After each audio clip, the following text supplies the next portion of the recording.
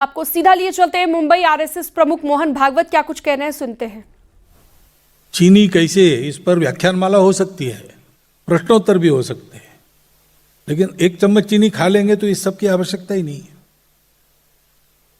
परंतु ऐसा कुछ खाना है तो कम से कम वो ठीक है, उसकी परीक्षा करने में कोई खतरा नहीं है, इतना तो पता होना चाहिए। इसलिए फिर एक बार 100 साल के बाद हम आपको बता रहे हैं कि संघ क्या है, क्योंकि संघ का जो काम है वो संघ के लिए नहीं है, वो पूरे देश के लिए है, भारतवर्ष के लिए। संघ क्या है जानना है तो पहले संघ क्या नहीं है ये जानना चाहिए। संघ किसी दूसरे संगठन की कंपटीशन में निकला नहीं और नहीं है। संघ किसी एक विशिष्ट परिस्थिति की रिएक्शन में, प्रतिक्रिया में नहीं चला है। संघ किसी के विरोध में नहीं चला है।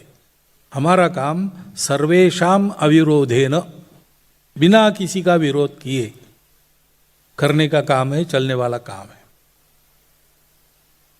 संघ को पॉपुलैरिटी नहीं चाहिए, संघ को पावर नहीं चाहिए। संघ चला है, जितने भी भले काम देश में चल रहे और आगे भी होंगे वो ठीक से पूरे हो जाए, इसलिए जो होना चाहिए वो करने के लिए संघ है। और इसलिए थोड़ा आपको इतिहास में जाना पड़ेगा। 1857 में स्वातंत्र्य युद्ध हुआ।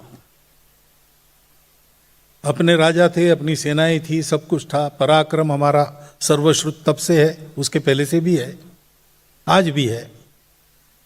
लेकिन सब होने के बाद भी हम अपने घर में विदेशियों से हार गए। तो विचार मंथन शुरू हुआ देश में। ऐसे कैसे हुआ?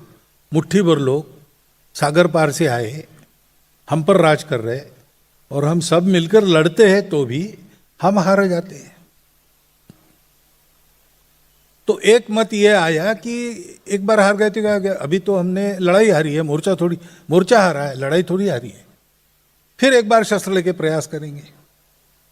तो सशस्त्र अंग्रेजों से संघर्ष करके उनको भारत से निकाल देने का रास्ता, रिवॉल्यूशनरी मूवमेंट, क्रांतिकारी आंदोलन, वो एक धारा चली। सुभाष बाबू के 1945 में अंतर्धान होने तक वो धारा चली। उसके बाद 47 में हमको स्वतंत्रता मिली तो उसका प्रयोजन नहीं रहा।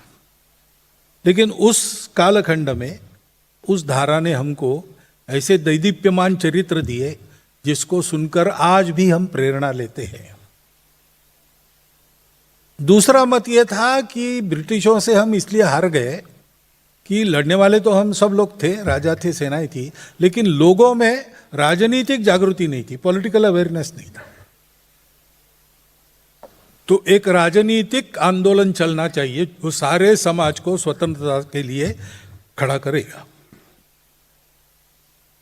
और सर ओ एलन ह्यूम की प्रेरणा से, ब्रिटिश सरकार की योजना से एक सेफ्टी वॉल के नाते एक संस्था उत्पन्न हुई, इंडियन नेशनल कांग्रेस। लेकिन हमारे लोगों ने उसी को अपने आज़ादी के लड़ाई का बहुत प्रभावी हथियार बनाया, और उसके नेतृत्व में जो काम हुआ, बहुत बड़ी जन जागृति हुई। आदमी स्वतंत्रता के लिए रास्ते पर आए। जो कुछ करता था वो देश की स्वतंत्रता के लिए करता था, ऐसा वातावरण ला एक लंबे समय तक। चरखा चला चला के लेंगे स्वराज लेंगे, तो चला तो चरखा रहा है, कैसे क्या होगा? अरे भाई नहीं, ये चरखा चला इसलिए रहा है कि देश स्वतंत्र हो, ऐसा वातावरण था। उसके फलस्वरूप हमको स्वतंत्रता मिली। सशस्त्र एक तरफ से, दूसरा ये।